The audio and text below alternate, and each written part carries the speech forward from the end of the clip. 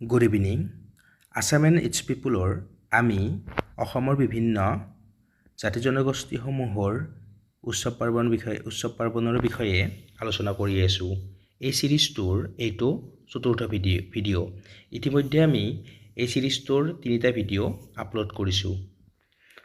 আজি আমি আলোচনা কৰিবলৈ লৈ আহিছোঁ অসমৰ এটা গুৰুত্বপূৰ্ণ জনজাতি ৰাভা জনজাতিৰ উৎসৱ পাৰ্বণৰ বিষয়ে।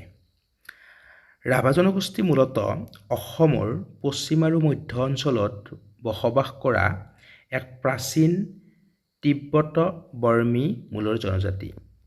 ৰাভা জনগোষ্ঠী হৈছে অসমৰ খিলঞ্জীয়া ভৈয়াম জনজাতিসকলৰ ভিতৰত অন্যতম। বিশেষকৈ অসমৰ গোৱালপাৰা, কামৰূপ, ধুবুৰী আৰু নলবাৰী জিলাত তেওঁলোকৰ বসতি অধিক দেখা যায়। ৰাভা জনগোষ্ঠীৰ জীৱনধাৰা কৃষি, প্ৰকৃতি আৰু পিতৃপুৰুষৰ বিশ্বাসৰ সৈতে গভীৰভাৱে জড়িত। সেইকাৰণে তেওঁলোকৰ অধিকাংশ উৎসৱ কৃষিকাৰ্য, ধৰ্মীয় বিশ্বাস আৰু সামাজিক ঐক্যৰ সৈতে সম্পৰ্কিত।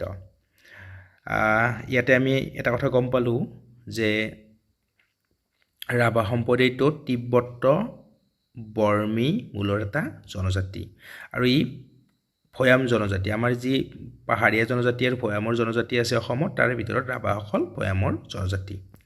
নেক্সট, ৰাভাসকলে পালন কৰা আমি উৎসৱৰ বিষয়ে আলোচনা কৰিবলৈ যাওঁতে প্ৰথমতে আজি আনিছোঁ বাইখো উৎসৱ। বাইখো উৎসৱ ৰাভা জনজাতিৰ আটাইতকৈ গুৰুত্বপূৰ্ণ ধৰ্মীয় আৰু সাংস্কৃতিক উৎসৱ। বাইখো এটা বসন্তকালী উৎসৱ। এই উৎসৱ মূলতঃ ৰাভা সমাজে প্ৰকৃতি, দেৱতা আৰু কৃষিৰ সৈতে জড়িত বিশ্বাসৰ ভিত্তিত পালন কৰে। এই উৎসৱত গাঁওবাসীয়ে সুখ, সমৃদ্ধি আৰু কৃষিৰ ভাল ফলনৰ বাবে পূজা কৰে। বাইখো উৎসৱ সাধাৰণতে মে'-জুন মাহত, অৰ্থাৎ অসমীয়া যি কেলেণ্ডাৰ আছে এই কেলেণ্ডাৰৰ জেঠ মাহত অসমৰ বিভিন্ন ৰাভা বসতিপূৰ্ণ অঞ্চলত পালন কৰা হয়। অৱশ্যে এই অঞ্চলটো অসমৰ ৰাভা অধ্যুষিত অঞ্চলবিলাকত পালন কৰিলেও এই উৎসৱটোৰ কাৰণে অসম মেঘালয়ৰ সীমান্তৱৰ্তী গামেৰীমুৰা নামৰ এখন গাঁও আছে, সেই গাঁওখন বা সেই অঞ্চলটো বিখ্যাত, যি অঞ্চল আমাৰ দক্ষিণ কামৰূপৰ বুকৰ পৰা 25 কিলোমিটাৰ দূৰত অৱস্থিত। এতিয়া কথাটো হ'ল কি, বাইখো উৎসৱটোৰ মূল উদ্দেশ্য কি, কিহৰ কাৰণে ইয়াক পালন কৰা হয়? ইয়াৰ প্ৰথম বা প্ৰধান কাৰণ হৈছে কৃষিৰ যাতে ভাল ফলন হয়, কৃষি ফচল যাতে ভাল হয় তাৰ বাবে। দ্বিতীয়তে গাঁওবাসীৰ মংগল আৰু শান্তি কামনা কৰি হয়। তৃতীয়তে প্ৰকৃতি বা দেৱতাৰ কৃপা লাভ কৰা, সমাজৰ ঐক্য সমৃদ্ধি যাতে ভাল থাকে বা বৰ্তি থাকে তাৰ বাবে পালন কৰা হয়। বাইখো উৎসৱটোৰ এটা গুৰুত্বপূৰ্ণ বৈশিষ্ট্য হৈছে কি, এই উৎসৱটো দুঃসাহসিক ক্ৰীড়া প্ৰদৰ্শন কৰা হয়। এই উৎসৱটো মানে এই জ্বলন্ত অঙঠাৰ ওপৰেৰে খোজকাঢ়া বা জ্বলন্ত ৰিঙৰ মাজেৰে মানুহ জঁপিয়াই পেলাই পাৰ হৈ যায়, এনেকুৱা ধৰণৰ দুঃসাহসিক বিভিন্ন ধৰণৰ ক্ৰীড়া প্ৰদৰ্শন কৰা হয় এই বাইখো উৎসৱত। নেক্সট, ৰাভা জনগোষ্ঠীয়ে পালন কৰা আন এটা উৎসৱ হৈছে খকচি পূজা। খকচি পূজা ৰাভা জনগোষ্ঠীৰ এটা গুৰুত্বপূৰ্ণ ধৰ্মীয় অনুষ্ঠান।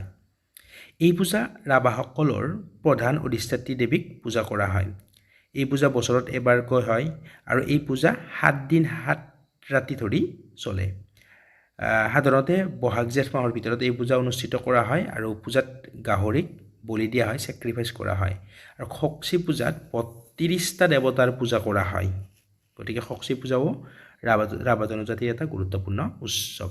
উৎসৱটোৰ নামটো মনত ৰাখিব। নেক্সট, ফাৰকান্তি হৈছে ৰাভা জনগোষ্ঠীয়ে পালন কৰা এটা বিশেষ শ্ৰাদ্ধ বা মৃতকৰ স্মৃতিৰ অনুষ্ঠান। এইটো মানে আমাৰ যি মৃতকৰ সকাম, সেই সকাম বুলি ক'ব পাৰি। আৰু এই অনুষ্ঠানটো মূলতঃ ৰংদানী ৰাভা আৰু মায়তৰী ৰাভাৰ গোষ্ঠীৰ মাজত প্ৰচলিত। ৰাভাসকলৰ যি বিভিন্ন গোষ্ঠী বা ফৈদ আছে, সেই ফৈদবিলাকৰ ভিতৰত ৰংদানী ৰাভা আৰু মায়তৰী ৰাভাই এই ফাৰকান্তি উৎসৱটো বিশেষভাৱে তেওঁলোকৰ মাজত প্ৰচলিত। কোনো ব্যক্তিৰ মৃত্যুৰ পিছত তেওঁলোকৰ আত্মাৰ শান্তিৰ কামনা কৰি, পুনৰ জন্মত মংগল কামনা কৰি এই অনুষ্ঠান পালন কৰা হয়। অৰ্থাৎ ব্যক্তিৰ মৃত্যু হ'ল, তেওঁৰ মৃত আত্মাটোৱে যাতে শান্তি পায় আৰু পুনৰ যাতে তেওঁ নেক্সট যিটো জন্ম হ'ব, কাৰণ ৰাভাসকলে পুনৰ জন্মত বিশ্বাস কৰে, তাতে যেন তেওঁলোকে মংগল হয়, তেওঁলোকৰ যাতে ভাল হয়, তাৰ কাৰণে এই অনুষ্ঠানটো পালন কৰে। ফাৰগান্তি মূলতঃ শোক আৰু স্মৃতিৰ অনুষ্ঠান। এই অনুষ্ঠানত মৃত ব্যক্তিৰ স্মৃতি সজীৱ কৰি তুলিবলৈ বিলাপ ধৰ্মী গীত অৰ্থাৎ দুখৰ গীত গোৱা হয়, যাতে যিগৰাকী ব্যক্তি ঢুকাই গ'ল বা মৃত্যু হৈছে তেওঁৰ স্মৃতিবিলাক সজীৱ কৰিবলৈ কি কৰা হয়, কিছুমান দুখৰ গীত, বিলাপ ধৰ্মী শোকৰ গীত কিছুমান গোৱা হয়, আৰু এই গীতবিলাকক ফাৰগান্তি গীত বুলি কোৱা হয়।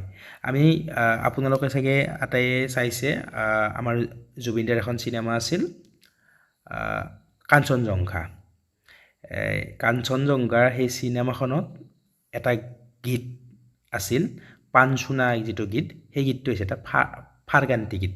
ৰাভা সম্প্ৰদায়ৰ মৃতকৰ স্মৃতিত যি গীত গায় সেই ফাৰগান্তি গীত। সেই চিনেমাখনত, সেই চলচ্চিত্ৰখনত জুবিনদায়ে খুব সুন্দৰকৈ সংযোজন কৰিছিল সেই ফাৰগান্তি গীতটো, পানচোনা যিটো গীতটো, সেইটো এটা মানে আচলতে এই ৰাভা সম্প্ৰদায়ৰ এই মৃতকৰ শ্ৰাদ্ধত বা মৃতকৰ স্মৃতিক সজীৱ কৰিবলৈ গোৱা এটা গীত। নেক্সট, ফাৰগান্তি যিটো অনুষ্ঠান, এই অনুষ্ঠানটোৰ এগৰাকী বিশেষ ব্যক্তি থাকে, আৰু তেওঁক সূত্ৰধাৰী বা কাণ্ডতা হিচাপে কাম কৰে, অৰ্থাৎ কি কৰে, সেই বিশেষ যিগৰাকী সূত্ৰধাৰী বা কাণ্ডতা ব্যক্তি আহে, যিয়ে কি কৰিব, তেওঁৰ মৃত ব্যক্তিগৰাকীৰ যি স্মৃতি আছে তাক সজীৱ কৰিব, আৰু তেওঁ কি কৰিব, তেওঁ সেই গীতটো গাই কান্দিবলৈ আৰম্ভ কৰে, আৰু তেওঁলোকে এটা বিশেষ প্ৰকাৰৰ সৰু তাল বজায়, সৰু তাল, যাক কাণটুকুৰি বুলি কয়, আৰু এই কাণটুকুৰি বাদ্যযন্ত্ৰটো কি ফাৰগান্তি অনুষ্ঠানৰ এটা গুৰুত্বপূৰ্ণ অংশ। গতিকে এই কাণটুকুৰি তালৰ বিষয়ে মনত ৰাখিব, কাণটুকুৰি। এইটো কেতিয়া গায়, যেতিয়া ব্যক্তিগৰাকীয়ে এই ফাৰগান্তি গীতটো গাই থাকে। কোনে গায়, সেই সূত্ৰধাৰী বা সেই কাণ্ডতা হিচাপে যিগৰাকী ব্যক্তি বা যিগৰাকী বিশেষ ব্যক্তি সেই অনুষ্ঠানটোত উপস্থিত থাকে। নেক্সট কি হয়, এই সূত্ৰধাৰীয়ে বিলাপ কৰিবলৈ আৰম্ভ কৰিলে, শোকগাথা গাবলৈ আৰম্ভ কৰিলে, আৰু বাদ্যৰ এই যি কাণটুকুৰি বাদ্য আছে, এই বাদ্যৰ সুৰৰ মাজত লাহে লাহে কি হয়, উপস্থিত মানুহে ধীৰ লয়ত নৃত্য কৰে। এই নৃত্য কিন্তু কোনো আনন্দ ফূৰ্তিত কৰা নৃত্য নহয়, এই নৃত্য কৰিছে যিগৰাকী ব্যক্তি ইতিমধ্যে মৃত্যু ঘটিছে, তেওঁৰ যি স্মৃতি তাক সজীৱ কৰি পেলাই এই গীতটো তেওঁৰ শোক বৰ্ণনা কৰি পেলাই এই গীতটো গোৱা হয়। আকৌ লাহে লাহে ধীৰ লয়ত নৃত্য কৰা হয়। এই নৃত্যক ফাৰগান্তি নৃত্য বুলি কয়, ফাৰগান্তি নৃত্য। অনুষ্ঠানটো ফাৰগান্তি, গীতটোক ফাৰগান্তি গীত বুলি কয়। যি বাদ্য বজায় সেয়া হৈছে কাণটুকুৰি, আৰু নৃত্যটোক কোৱা হয় ফাৰগান্তি নৃত্য। গতিকে ফাৰগান্তি এটা মৃতকৰ শ্ৰাদ্ধ বা মৃতকৰ সকাম বুলি আমি ক'ব পাৰোঁ।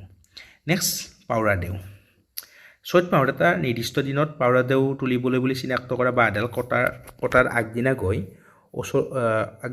ওচৰত তামোল পাণ আগবঢ়াই সেৱা কৰি থৈ আহে। পিছদিনা 2-3জন মানুহে সেই বাঁহডাল কাটি লৈ আহে, লগতে এটা জাতি বাঁহো কাটি আনে। এই বাঁহডাল অভিজ্ঞ ব্যক্তি এজনে ফালি 4টা কামি কৰি গুৰিৰ পৰা আগলৈকে ক্ৰমে সৰুকৈ 4টা কামি চাচি লয়। এনেকৈয়ে আৰু বহুতবোৰ বস্তুৰে সজাই তাক পাউৰাদেউ প্ৰতীক জ্ঞান কৰি ভক্তি কৰি বিশ্বাস কৰে, অৰ্থাৎ বাঁহক মানে কি কৰে, তেওঁলোকে পাউৰাদেউ হিচাপে ভক্তি কৰে, বিশ্বাস কৰে। নামটো মনত ৰাখিব, পাউৰাদেউ। ইয়াৰ উপৰিও ৰাভা জনজাতিয়ে বিভিন্ন উৎসৱ পালন কৰে বা বিভিন্ন অনুষ্ঠান অনুষ্ঠিত কৰে। তাৰ ভিতৰত উমৰা পূজা, ওমফা পূজা নহয়, সেইটো চাই ল'ব, কেতিয়াবা পৰীক্ষাত ওমফা পূজা সুধি দিয়ে। ওমফাটো হৈছে আহোম জনগোষ্ঠীয়ে পালন কৰা, উমৰা পূজা, উমৰা মনত ৰাখিব। বৈহাগৰ দোমাহী, বৈহাগ মানে বহাগ মাহৰ দোমাহী মানে বহাগ বিহুৰ কথা কৈছে। দোমাহী বুলি ক'লে আমি 2টা মাহৰ মাজৰ দিনটোক দোমাহী বোলে। বৈশাগৰ মানে বহাগ মাহৰ যিটো আমাৰ বহাগ বিহু বা বহাগ মাহৰ এই দোমাহী ৰাভাসকলে পালন কৰে। লাংখুনি পূজা, ইয়াৰ উপৰিও লেৱা বিকাই, টুকুৰীয়া পূজা, হাতা চুৱানী আৰু হাথাচুনি, এই আটাইবিলাক অনুষ্ঠান ৰাভা জনজাতিয়ে পালন কৰে। এইখিনি আছিল আমাৰ ৰাভা জনজাতিয়ে পালন কৰা গুৰুত্বপূৰ্ণ উৎসৱ পাৰ্বণ। যদি আপোনালোকে ইয়ালৈকে ভিডিঅ'টো চাইছে, ভিডিঅ'টো লাইক কৰি দিব আৰু কমেণ্ট কৰিব, কেনে পালে চাই জনাই আমি আকৌ পৰৱৰ্তী ভিডিঅ'ত নতুন উৎসৱ পাৰ্বণ আদিৰ বিষয়ে তথ্য লৈ আহিম। আজিলৈ সামৰিছোঁ, ধন্যবাদ।